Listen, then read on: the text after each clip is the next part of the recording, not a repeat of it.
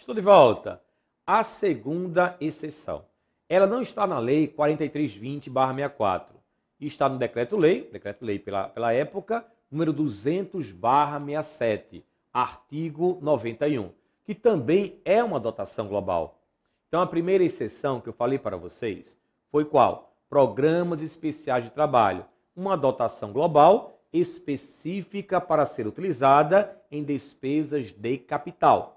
A outra é a reserva de contingência. Vamos então à legislação na tela. A reserva de contingência prevista no artigo 91 do Decreto-Lei número 200/67. Artigo 91. Sob a denominação de reserva de contingência, o orçamento anual poderá, olha só, poderá conter dotação global, não especificamente destinada a determinado órgão, unidade orçamentária, programa ou categoria econômica, cujos recursos serão utilizados para abertura de créditos adicionais. A dotação global chamada reserva de contingência, ela é considerada uma das fontes que possibilita a abertura de um crédito adicional. E nesse caso, a reserva de contingência, ela poderá ser utilizada ou para uma despesa corrente ou para uma despesa de capital, para qualquer categoria econômica, e isso é cobrado, hein, gente? Wilson, como ficará a lei orçamentária anual utilizando a dotação global? Assim, vejam que agora, no lado da despesa, ela foi especificada, mas há a dotação global chamada reserva de contingência. Vamos imaginar que, durante a execução desse orçamento, houve a necessidade de reforçar, olha só, reforçar a dotação, o elemento material de consumo. Se eu quero reforçar, eu vou abrir um crédito adicional suplementar. E a fonte será reserva de contingência no valor de quanto? Vou utilizar 1.000. Bem, essa abertura, ela provocará o quê? Um reforço na dotação de pessoal, mais 1.000. E como a fonte utilizada foi a reserva de contingência, eu vou tirar aqui, menos 1.000. No mesmo exercício financeiro, houve a necessidade de criar uma nova dotação. Se eu quero criar uma nova dotação, eu vou utilizar um crédito adicional especial. E a fonte, reserva de contingência.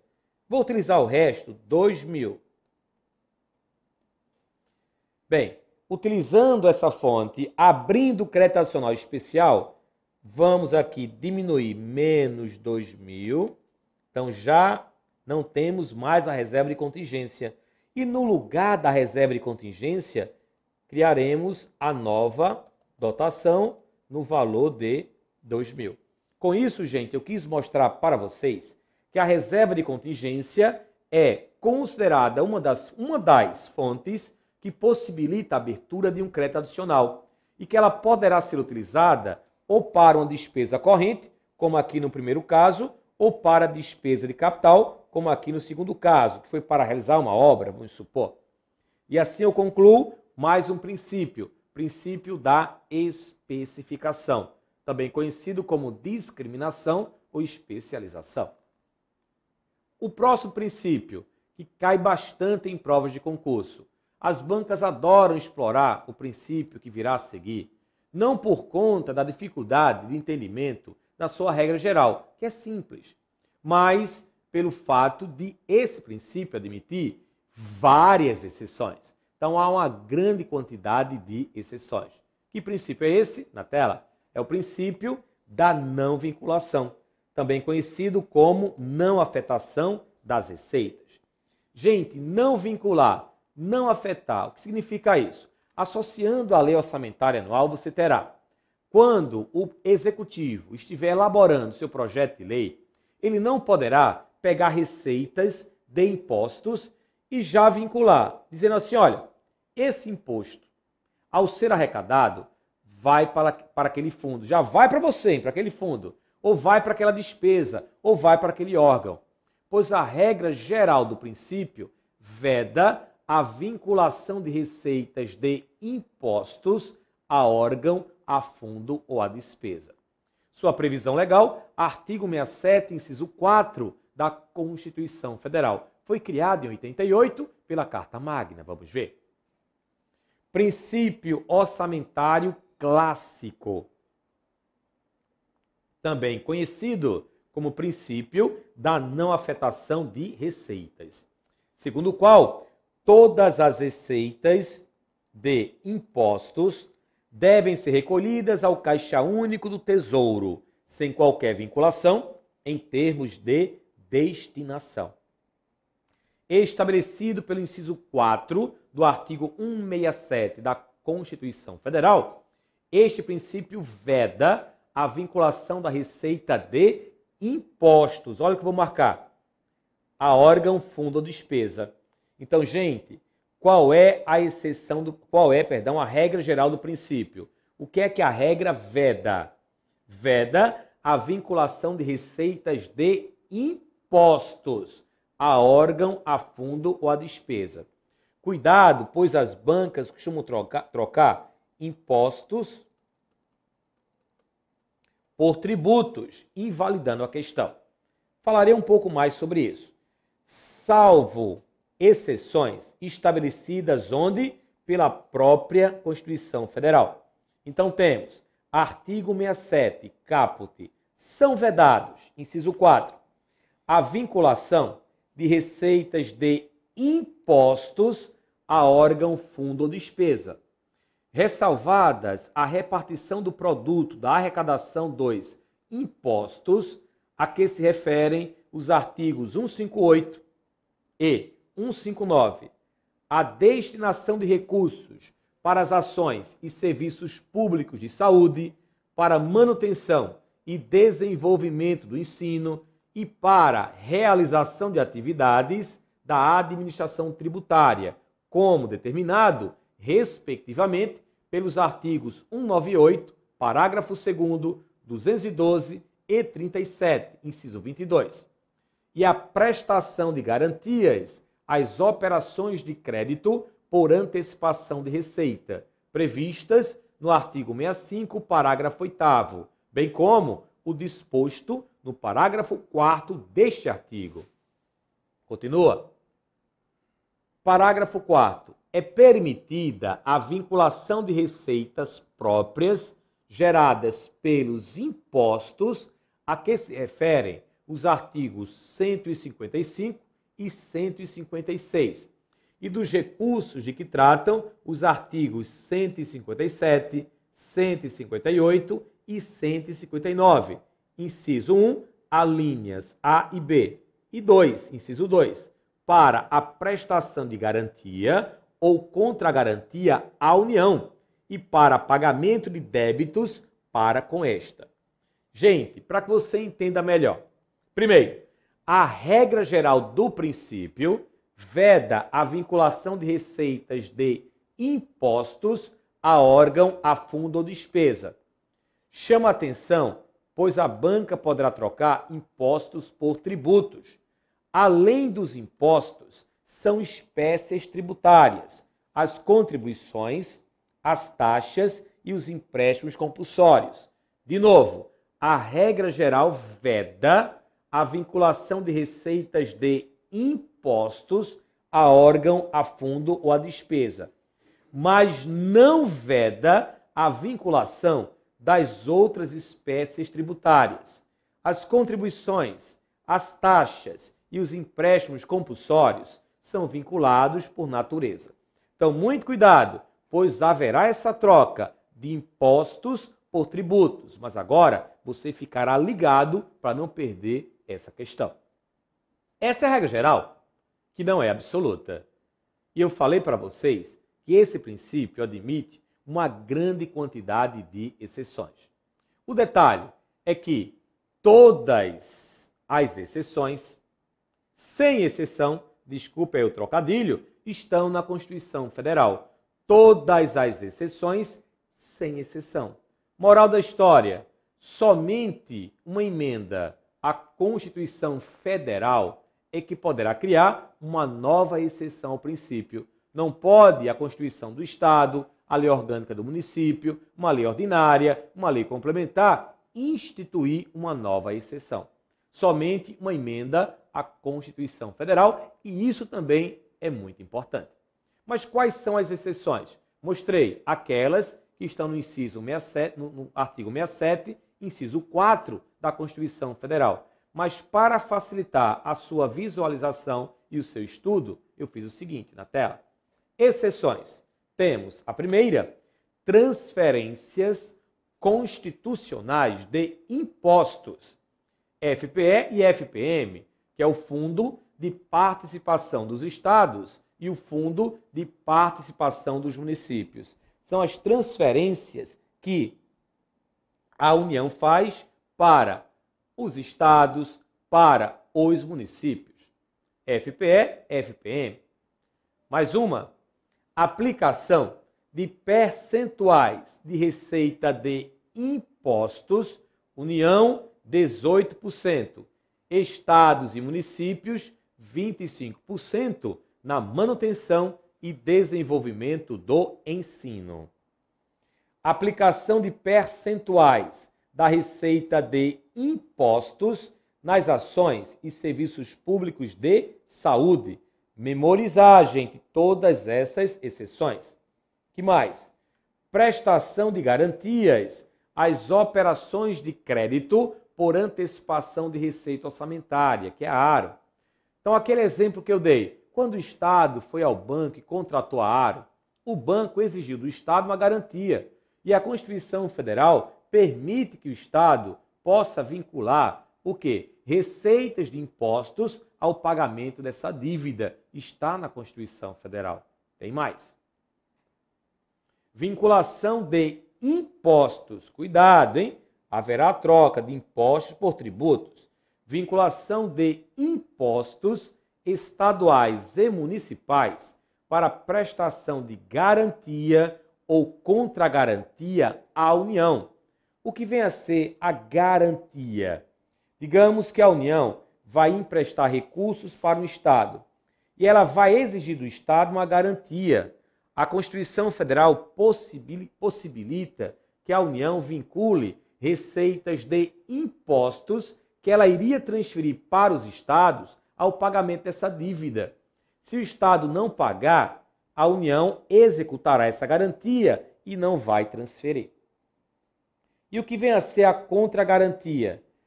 Temos União e Estado, mas quem vai emprestar ao Estado não é a União, é um banco. Só que esse banco vai cobrar uma garantia, mas vai cobrar de quem tem. O Estado, ele está liso.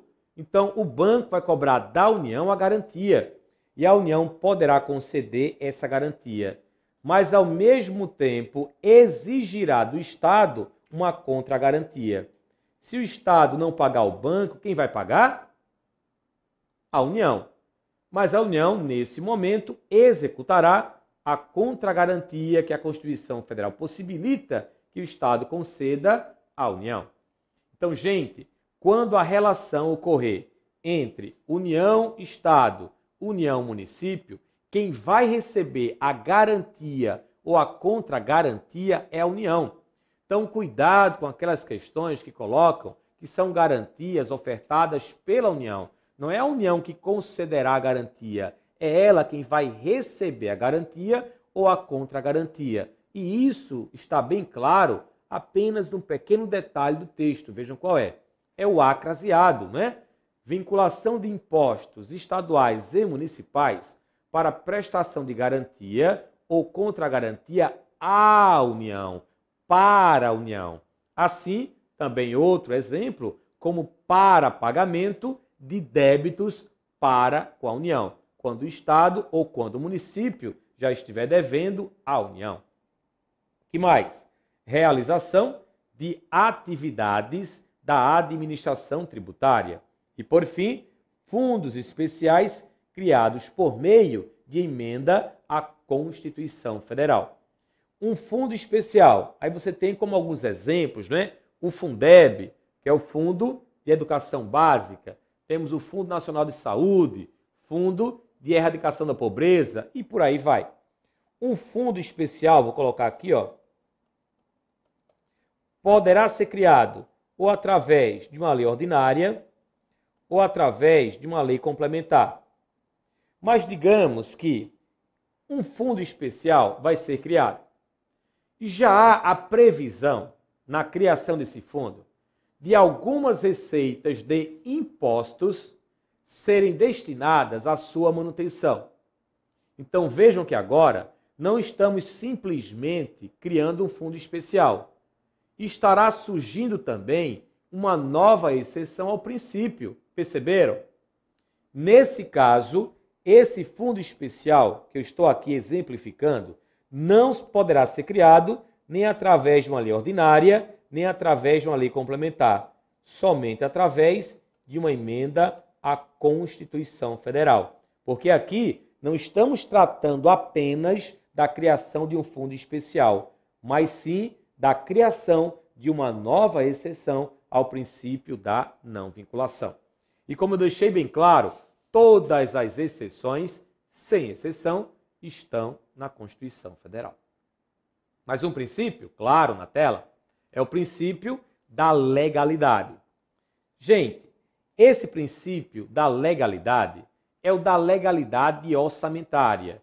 Eu sei que temos no artigo 37 da Constituição Federal princípios que regem a administração pública, que é o princípio, que é aquele que aprendemos como LIMP, não é? E a legalidade também está ali.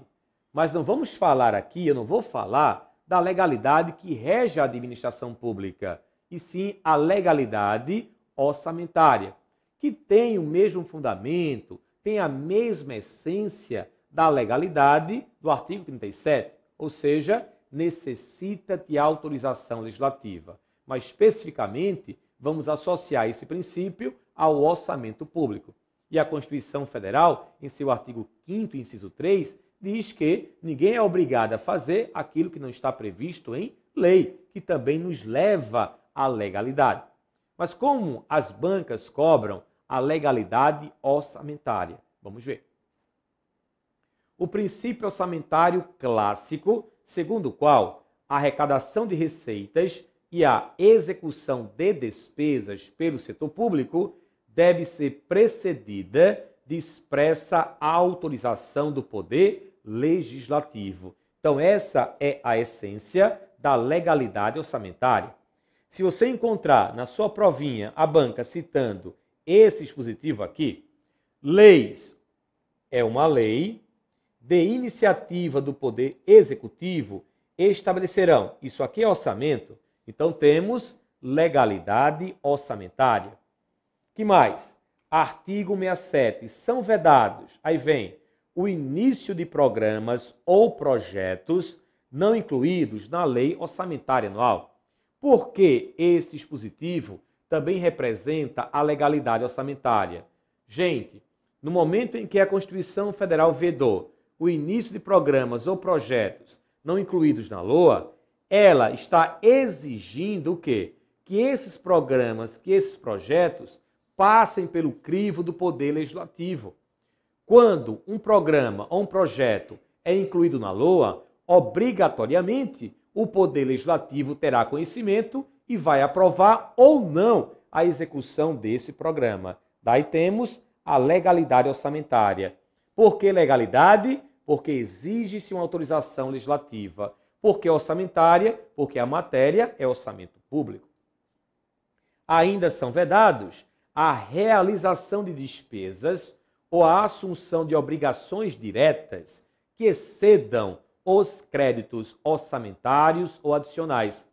Já falei para vocês que a despesa na LOA é fixada ou fixada inicialmente através de créditos orçamentários, que são os iniciais, ou adicionalmente, através dos créditos adicionais. Mas qualquer que venha a ser o limite, inicial ou adicional, ele não poderá ser ultrapassado e foi autorizado pelo Poder Legislativo. Então agora verifiquem comigo, No momento em que a Constituição Federal proíbe, veda que uma despesa, que uma obrigação exceda a esse limite, ou inicial ou adicional, ela está protegendo, ela está respaldando a autorização legislativa. Então, se a autorização legislativa foi de 100, eu não posso gastar 130, eu não posso gastar 150, só posso gastar até 100. Nem posso me endividar acima do limite. É por isso que temos também esse dispositivo representando a legalidade orçamentária. Ainda são vedados a abertura de crédito suplementar ou especial, esse é fácil, sem prévia autorização legislativa e sem indicação dos recursos correspondentes. Ainda são vedados a transposição, o remanejamento ou a transferência de recursos de uma categoria de programação para outra ou de um órgão para outro. Olha só no final, sem prévia autorização legislativa. O assunto é orçamento e como há necessidade de autorização legislativa, legalidade orçamentária. Mas tenham cuidado, temos aí uma novidade. No ano passado, a emenda à Constituição Federal 85, ela trouxe em seu texto uma nova regra para o princípio da legalidade orçamentária, especificamente para o que eu acabei de mostrar. E isso ainda está sendo cobrado de forma incipiente pelas bancas, mas vou mostrar para vocês como poderá ser cobrado. Vamos lá. Olha só. Artigo 67, parágrafo 5º, chama atenção para ele. A transposição ou remanejamento ou a transferência de recursos de uma categoria de programação para outra poderão ser admitidos no âmbito das atividades de ciência, tecnologia e inovação, com o objetivo de viabilizar os resultados de projetos estritos a essas funções, mediante, agora gente, vou marcar, mediante ato do Poder Executivo, sem necessidade da prévia autorização legislativa prevista no inciso 6 deste artigo.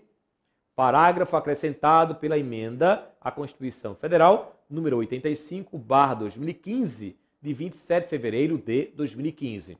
Então vejam que aí teremos como transpor, remanejar, transferir recursos de uma categoria de programação para outra, sem prévia autorização legislativa. Mas cuidado, somente no âmbito das atividades de ciência, tecnologia e inovação.